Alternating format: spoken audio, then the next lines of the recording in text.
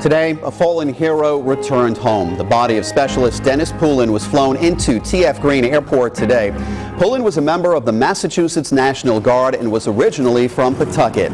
He died from injuries suffered in a vehicle accident in Afghanistan at the end of March.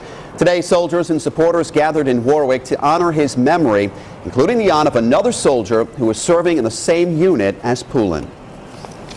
Stay strong. That's all I can say. You know, I'm here on my sister's behalf. She lives up in Deerfield, Mass. So I'm sure she would want to be here if she could.